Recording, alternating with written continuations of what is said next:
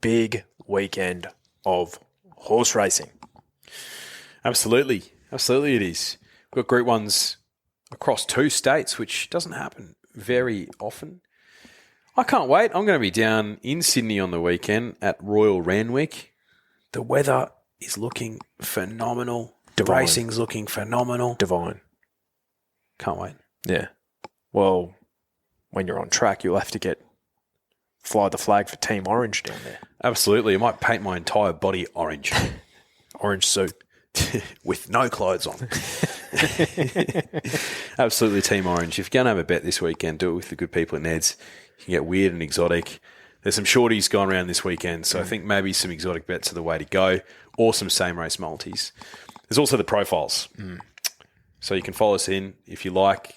If you followed some of our bets last week at a big price they got up, I'm not saying the same thing's going to happen this week, but you know what? Check it out. Yeah, it might happen. Yeah. Lightning can strike twice. Absolutely, it can. Yeah. Let's pray that it happens this weekend. Yeah, well said. But what is gambling really costing you? For free and confidential support, visit gamblinghelponline.org.au. I need to ask you a question. Be curious, Drifters. Elleegant's won the Brisbane Cup, but it's all Antino. Blake Shin, take a bow. Barrackeel, Benny Allen hasn't moved. Broadside him, bobbed, won the Golden Rose. Pride of Jenny, trying to find the reserves at the 100. She's 3 in front of Mr. Brightside. It's all too late. Pride of Jenny has run them into the night. Switzerland, the big winner by 2.5 Bellatrix Star. He's down, Jolly Star. She is a star in the making. Jolly Star bolts in. It's all Isthmus. She's very smart and fast. Drifters running solo again in the studio because my good friend, my co-host, Declan Jones, he's calling in from Sydney Airport, no less. Is that right? No, not from the airport. Calling in from the hotel room. But it'll be a relatively swift podcast, Drifters, because once this is wrapped up, we'll have to make tracks to fly back to Brisbane. It's just what I do, you know. Just quick hit and run missions to the southern states to watch the best horses go around.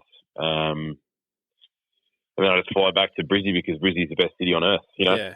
Yeah. It's just how it is. Yeah, mate. And I tell you what, when you come back, you may as well throw your passport out because it's an absolute shredder today. It is fantastic. It's really good stuff. Oh, mate, I'm excited. I'm excited for the incoming sort of autumn into winter time in Brisbane. And you know what winter time in Brisbane means? Stradbroke season. Stradbroke season, bruh. One of the greatest races of all time. Of course it is. It's the best sprinting handicap in Australia. It's not the Newmarket handicap. No. You can have that dross. You can you can have that dross. Absolute dross. Give me the Stradbroke any day. Now. Absolutely. You were at Randwick yesterday. So I was. We may as well cover off Randwick first. You were, I don't know when it was because I think I was out at the time, but you were texting me about some sort of mounting yard and how they look sensational. Which race was that for? Man, that was the Surround Stakes. Like, I was just looking at all the fillies individually, and they all looked absolutely fantastic. And I was like, you know what? Credit to the trainers for getting them all here in tip-top condition. Like, I don't know if all of them were at the peak of their powers heading into that race, but I tell you what, they all look phenomenal in the yard at the very least. Like Powers of Opal, very good-looking filly. Lazura, very good-looking filly. I was very impressed with the work. You know what I mean? Yeah. Well, they can look good, but can they run fast? That's the main thing. It's like yeah, exactly. Like he's Brad Pitt, an Olympic sprinter. No, he's you know not. I mean? But he's He's he's an Olympic grade like actor though. So it's like, you know what I mean? That's what he's actually paid for. That is true. So, but I was just looking at because I had a bit of spare time last night, so I was actually looking at the times like I used to. Yep. You know, actually bring some insight into these review podcasts. Mate, So Lady Shenandoah and Lady Camelot and the rest of those surround stakes fillies, they would have beaten the Amelia's Jewel race by 17.5 lengths. Holy shit. Yeah, and to the 600, they would have only been half a length in front of them. So, sorry, no. They would have been 17 lengths in front of them. So they've actually only gone home. They would have been 18 lengths in front of them, and they only went home half a length slower in the final 600. So pretty incredible stuff. I've butchered that. They would have gone home. They went home half a second. Fucking hell! Can you tell I haven't done this for a while? They would have. Oh my god! They would have gone home 4 lengths slower than the Amelia's Jewel race. So. Oh, but Amelia's Jewel was entitled to sprint home quickly after that fastly run race. Yeah. Mate, but you could sort of tell, like, in the surround stakes how quick they were going. So, Lady of Camelot wasn't even leading. Typically she would. But for her, like, I didn't give her enough credit. I tell you what, that was one tough run by Lady of Camelot. I did not think she'd get 1,400 metres at all.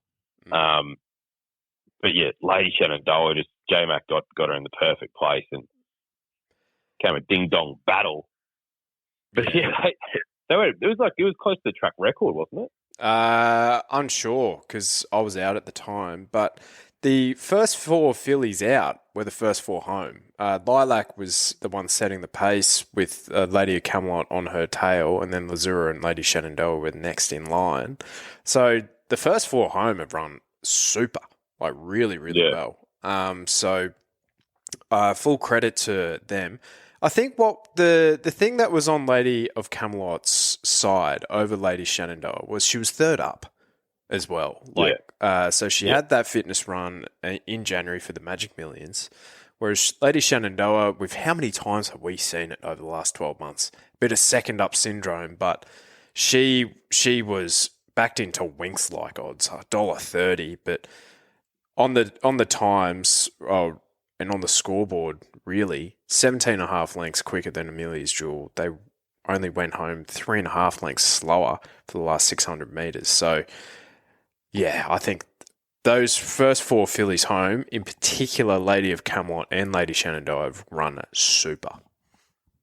Yeah, they've gone super. And so from here then, like, Lady of Camelot, does she go back to sprinting trips, and then does Lady Shenandoah go to like a Donny with a light weight?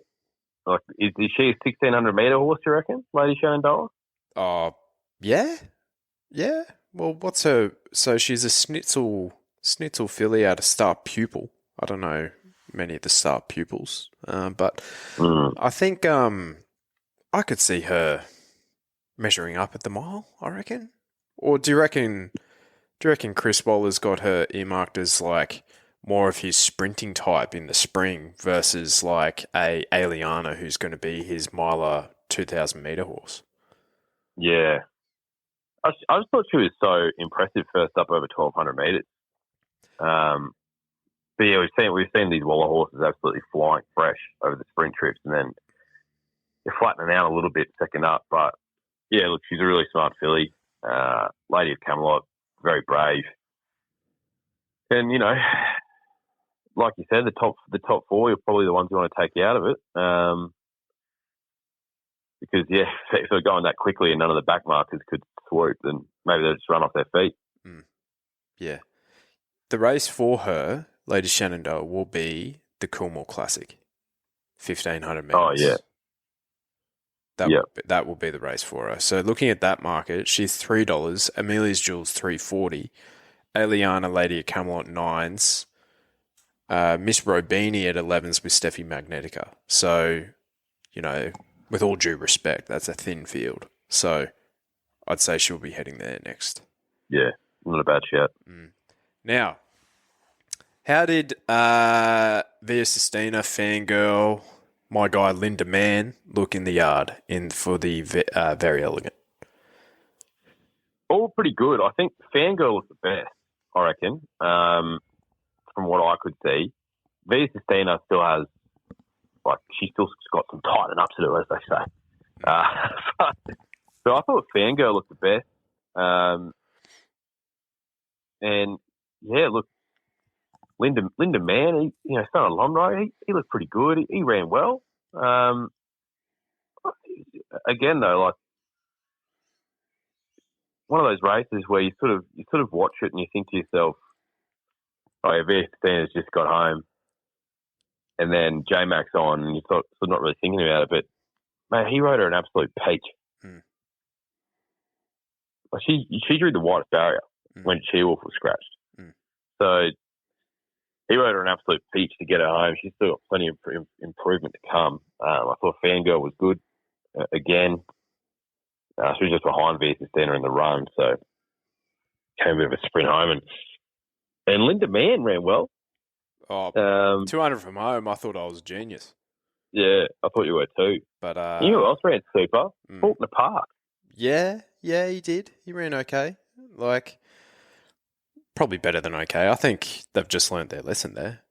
Good tracks, Sydney leg. Yep, absolutely. He could absolutely go back-to-back in the Q22. He absolutely could. Yeah. I would not be shocked at all. What are your thoughts? Like, that first three home, Waller trifecta. Yeah. Same as the Apollo a couple of weeks ago. Like, is it just, okay, cool, move on? Yeah, pretty much. Like, I kind of, a bit of the oxygen went out of the room when She-Wolf was scratched. So, where's he at for the rest of the prep? If he's, half a run behind, at this level, you probably can't afford to be. So we're probably not going to see the best of him this autumn. He's probably not a betting proposition for me moving forward until I see him do it. Do you reckon we could get on the phone to Uncle Jack Pride and say, hey, look, why don't you just spell him for a little bit? Give him a freshen up. Bring him up to Queensland. Get some Queensland winter sun on his back. Doomben Cup, Q22. Another short freshen up, and then he can go for a Cox Plate. What are your thoughts on that? My thoughts are, why isn't he ready? Because they pulled the pin on his. True. They pulled the pin on his spring campaign early. So what's happened? Unless he's had like some sort of setback, but I haven't heard anything of the sort. It's like I thought we were supposed to be ready to go this autumn. You know what I mean? I know exactly what you mean. So, but Joe Park's got this in him. You know what I mean? He's got this in him. Oh, I don't know. With all due respect to Joe, like he's trained some phenomenal horses. I just think that a horse like She-Wolf, to get that consistency prep after prep after prep, like I don't know if I'd say Joe Pride is. I feel like his horses can mix their form a lot from prep to prep, like Private Eye, for example. Mixed his form a lot prep to prep. I don't know. I'm probably being really a bit harsh on Joe there, but it was disappointing to see him scratched. Like, you basically know that if Chris Waller's got a 3-year-old filly in his stable, or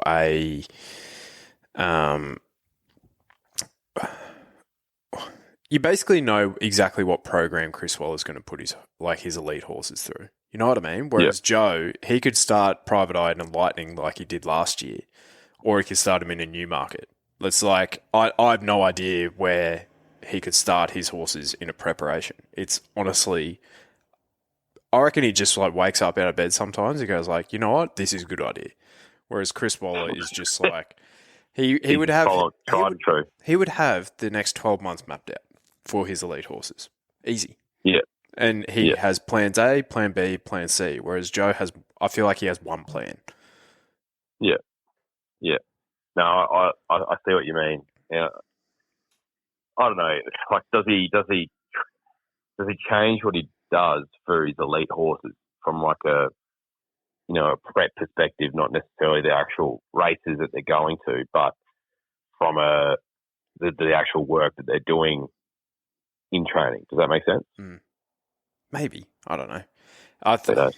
Who knows? Like, that's for Joe to kind of figure out. But I think he's think Joe just has a case of, like, pardon the pun, to think about it, because he just like, I think he just overthinks it sometimes. Whereas Chris Waller, he's got the tried and true. Like, you can pretty much trust exactly where he's going to put his horses. Yep, for sure. Now we'll get to the Group 1 in Melbourne in due course, but I think there's some other racing that is far more interesting. The 2-year-old racing. Now. Oh yeah. Now, raw times, right? Within the, I promise I won't butcher this one. On raw times, maybe I will butcher it, but on raw times, Within the Law would have beaten Rivellino by, I reckon, just under 6 lengths. Right. So they have those fillies have absolutely brained the boys there. Yep. Now, Within the Law as well, this was 2 races later, but so track conditions, what have you, but they've pretty much only gone less than a length slower than Spring Lee, who's, a decent benchmark sort of grade of horse over the same distance. So I think Within the Law has run out of her skin, mate. She is an absolute line chaser, this filly. Yep, she's a good filly. We spoke about it on the pod on Wednesday. Like, is the English Millennium form disrespected? Yes. Well, I don't think we'll be anymore with Within the Law winning that, and obviously the other race. But she was great. I thought Bella Zane was brave. Got a feel for friend of the podcast, Sam Shan. He'd be on the floor after that result. Like I could not believe that Within the Law got the bob. Like, by all reports, it looked like Bella Zane had got the result there. But winners win. Like, that's the thing. And if you were, I was doing some trumpeting on our stories yesterday.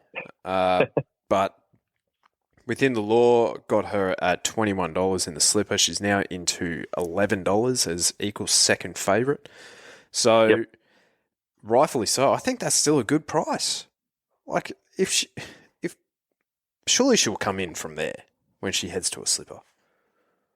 Well, we've got a pretty clear picture of what the slipper looks like now. Surely, you know what I mean? Like, we know who's going to.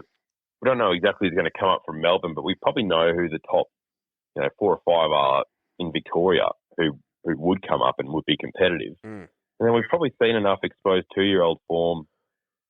Like, it's not a standout year, right? And there's not 2 or 3 really, really good ones. There's some that are just slightly better than others, but there has been. There's been ones like Within the Law who've just been racing consistently every single start, and it's like, okay, well, if you're going to bet on something that's probably going to finish in the first 4 and could win, well, Within the Law it has to be in that conversation. So yeah, $11 is a good price. It reminds me of Fireburn a bit, just like the horse that is just constantly overrated underrated rather by the market, and it's like you're still getting a price, and then she'll probably bounce out, win the slipper, and then she'll go around as like $1.50 favourite in the subsequent Group 1s. Project. Yeah. Yeah, absolutely. No, that was a good win. And yeah, I think Bella Zane's good too. Like, I think she's a good filly, puts herself up on pace and is tough. And it was unlucky to lose, but and then the boys, the Shagster, the bubble burst a little bit, but I don't know why they try to take a sit. I think they had reservations because, with all due respect to Shaggy, the Shagster was doing it over 900 and 1,000 and 1,100 metres. So I think they had some reservations over the 1,200. And it's like, well, look, if we're to head towards a slipper, his best chance to do that is probably cuddle him up and hope that, almost like a Lady of Camelot run in the slipper last year. Like, she showed that tactical speed early, but hopefully we can get some, and then hopefully Shaggy could explode. I think that is overthought sometimes. Let fast horses run fast. I think so. Let him break their hearts, because especially given the tempo of this race, like, I don't think it was run at a breakneck speed. Like, they were 6 lengths slower than the fillies. So No. I think if you let him go at a high cruising speed, you know, you could get the rest of these horses' wheels spinning. Absolutely. So anyway, yeah, Shaggy SP $2.40, which was absolutely toxic sort of stuff. But Rivellino, congratulations to you, by the way. I was putting my bets on at the one time for the day. So I was like, you know how you sort of rattle through and you're like, yep. And because, watching the race, I actually hadn't checked my bets for a long time. And I just, for some reason, I just got it in my head that I was on the Godolphin horse comedy because we were talking about it on the podcast. So I was going through my bets and I was like, oh, that's nice. So what a result. But yeah, the English Millennium form. Well, so I think the reason why the Millennium form is so maligned is because it is restricted grade, right? Like, only English horses can compete in it. But in a year where we have been saying, well, you've been leading this conversation, but I've jumped on your coattails. It's a pretty average year for the 2-year-olds. So I think you can trust the horses that are continuing to just go through the grades. So if I was to try and find Rivellino in a golden slipper market, that horse is 15-1. Yeah. So that's a bet. I think so. And you know what I really like about Within the Law is her last 2 runs have been from the car park. They have been, yeah. If she draws a gate in the slipper, she doesn't have to be right out the end. She could try and sit a bit closer, unlike Fireburn. But as I've said ad nauseum in the Golden Slipper, they fan out and you can get the lucky run up along the fence. So if she draws a gate, I think there is no way that she will start that big of a price. So I'm on at 21s. I'm happy. The other horse that I got on post the race was Comedy. Man, he got out to $41 in the slipper. I think that's absolute madness. Yeah. You can absolutely forgive him for what happened yesterday. Like, you can guarantee that the slipper is going to be run at a more genuine pace, which will likely suit him because he missed the kick and it just didn't go his way. But in the slipper, I reckon he could improve lengths. I think he's the blowout type of chance. Like, Traffic Warden started $51 in a slipper last year. Yeah, shit. Yeah. Oh, yeah, complete forgive run. Complete forgive run. I think there's got to be a question mark over the Shags now. Oh, they're spelling him. Oh, are they? Yep. Okay, fair enough. I think Rivellino, I think Belazane Within the Law, all those, yeah. And then obviously you've got the form from last week. So, yeah, the picture's becoming clearer. Will I be able to find the winner? Probably not. Yeah, well, you're a blue diamond guy. I'm a golden slipper guy. Yeah, I know which one I'd rather be better in. Yeah. But anyway. Hey, winners win, mate, especially when you find them at... How much? I swear Devil Knight started like 40-1 last week, I reckon. There was a 5 there at some point. Yeah. All right. Now, oh God, these 3-year-old features in Victoria, mate.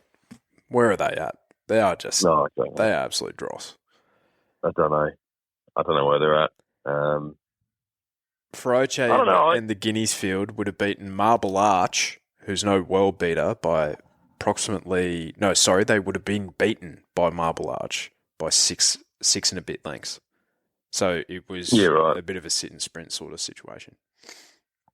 Oh, it's frustrating because a lot of the horses from the CSAs were in that race, and the CSAs was running a breakneck speed. So it's just so hard to pick.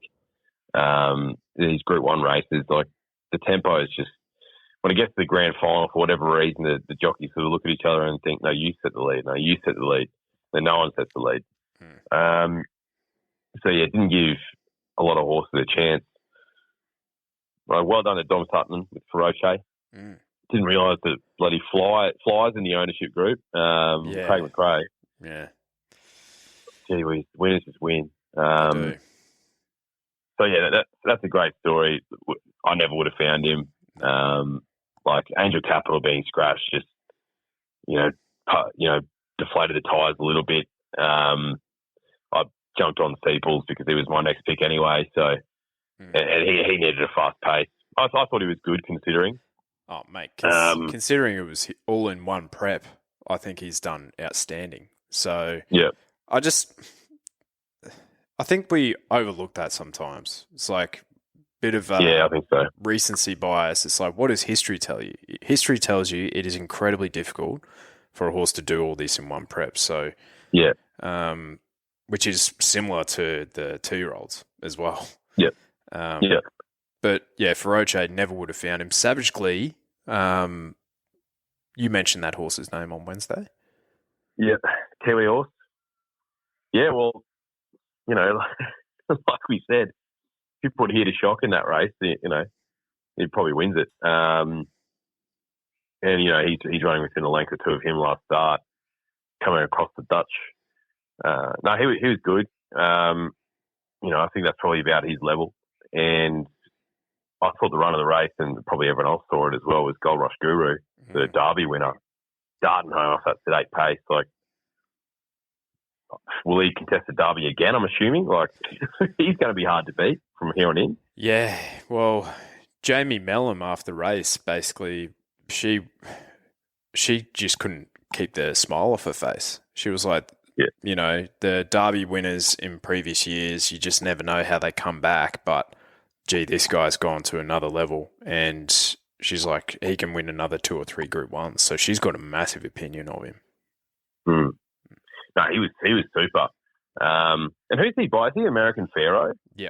Do you have that? Yeah, okay, cool. Well, that's the same sire as Roof Rocket, so we know he's going to, evidently we know he's going to get a trip, but I think from what we saw yesterday with that sprint home, and sometimes they can be a little bit misleading, going forward when you see him rocket home like that off a sedate pace, but we know that he's going to get out over further. So what's next for him? We go to a Rosehill Guineas and then an Aussie Derby maybe?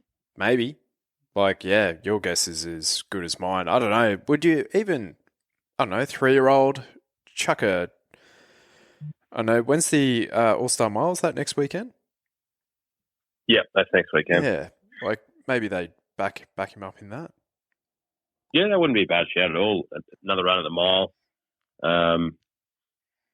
Yeah, not a bad shout at all. What about, who's the last 3-year-old to win a bloody Tancred? Yeah. Go the weight for age route. But no, when you got the derbies there, it sort of makes sense and logical. And I can't remember how many runs he had leading up to the Vic Derby last year, but I felt like he was up for a bit then as well. Like he had a fair few prep runs. Yeah, let me have a look here. So he was up. He commenced his campaign on the 17th of August, and then he had a second run in September, 3rd, 4th, 5th.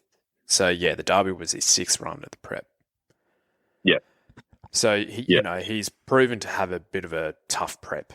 So as a 3-year-old colt, it's good to see. I think he's a good horse, very good horse. Yep. All due respect to Gold Rush Guru. But yeah, that race going forward, like him and Steeples are probably the two that I'd want to be taking moving forward. But still, all credit to the winner for Roche and the connections and the trainer. You love to see it. Yeah. I don't think... Sometimes you just got to trust your gut, and when you know that there's a dross sire, you just avoid them like the plague with Blue Point. You don't trust him. No. His horses go to absolute shit in grand finals. I've seen it too many times. They're just weak-gutted dogs. Yeah, like Point points. They just don't have any mental fortitude. Nah, point and shoot. Massive go on this horse. He started $4.20. Like, so that gave me some sort of confidence. But as soon as he missed the jump, in the way that this race was run, he had absolutely no chance. So he made up some decent ground late. I thought he ran fine. So I think I'm still a big fan of the horse, but yeah, benchmark 78 grade up to a Group 1. Probably a bit too much. Potentially. But I was clearly not the only one who thought he could run a race here because he started $4.20. You're not insane. You're not insane. Trust me. But no, yeah, it's just, I feel like the Aussie Guineas is one of those races that is, I think it's guilty of often throwing up a result like this. Like Southport Tycoon won at a big price last year, and there's plenty of others whilst we've been doing the podcast. But yeah, you just the victim just peels himself off the floor and just keeps going. Well, speaking of the victim and the Sydney source, Drifters, you're welcome. They are on our payroll, and I think they earned their pay yesterday. So the victim had 4 out of 10. At Flemington, no less. Flemington's a bloody hard gig, like I might add.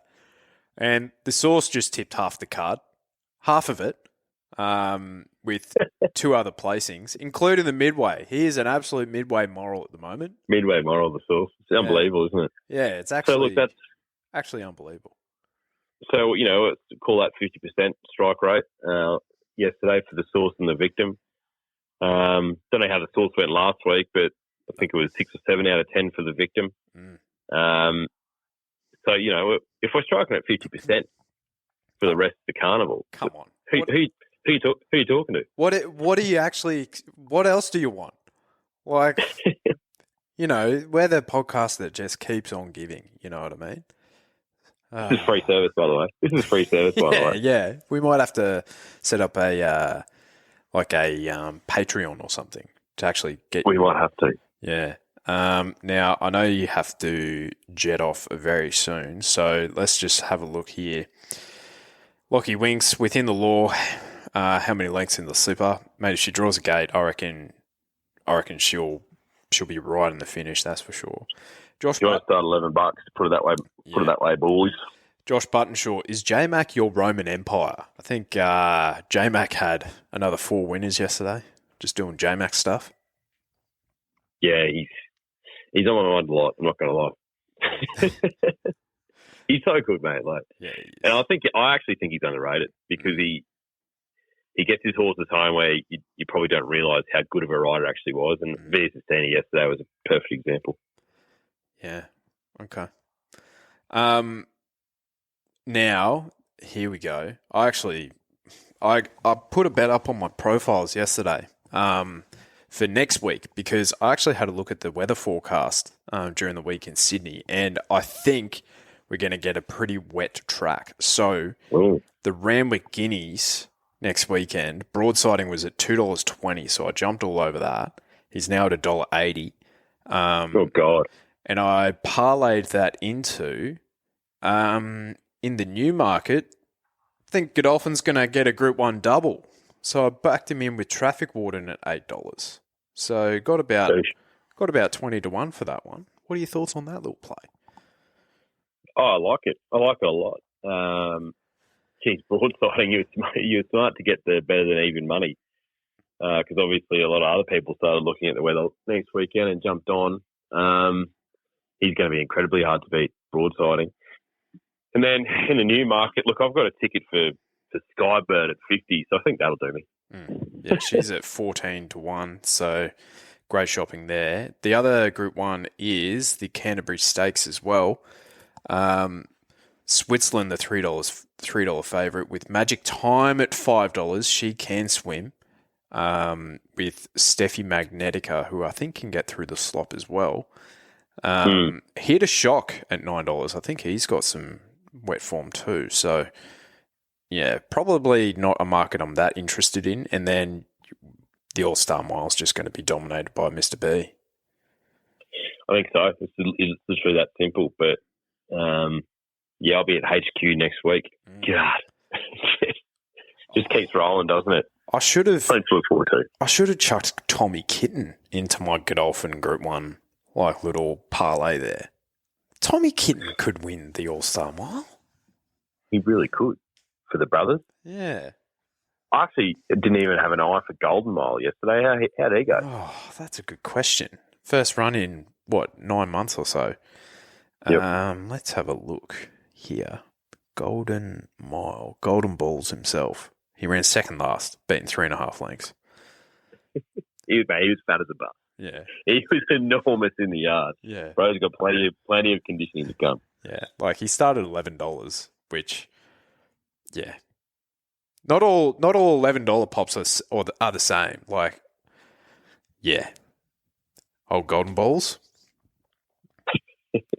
But yeah, Lady Shenandoah and the Surround Stakes fillies and the 2-year-old fillies were my highlights yesterday. I think they were on raw times and figures. They were the most impressive. Yeah, yeah. I was really taken by all those fillies in the Surround Stakes. So it was definitely a highlight. Yeah, Newmarket Handicap, one of the great races on the calendar next week. Cannot wait. Yeah. Considering you're you do have login details to the Instagram, next weekend, could you actually post some content from the racetrack? Yes, I can. Absolutely. Look, Randwick surprisingly yesterday was pretty quiet. So look, I'm gonna put a call out. I'm gonna put a call out to the Victorians and say, can you support your local racetrack a bit better and get out there and watch the horses go around. I was very disappointed in the crowd yesterday at Randwick. Okay. All right. Especially because you have the best horse going around in Australia, like Dear Sistina. So, absolutely. And you've got a fan favourite in Fangirl. You got some 2-year-olds running. Disappointing sort of stuff. Golden Balls. Yeah, Golden Balls himself, one of the triplets. So, that gets the people moving. But anyway, alrighty, mate. Well, I'll let you go. But, pack up your hotel room and pack your bag, and I wish you a safe flight. Thank you, mate. Onwards and upwards. Yeah, well said. But we'll be back in your ears on Wednesday, Drifters. But until then, we'll see you later. See you, Drifters.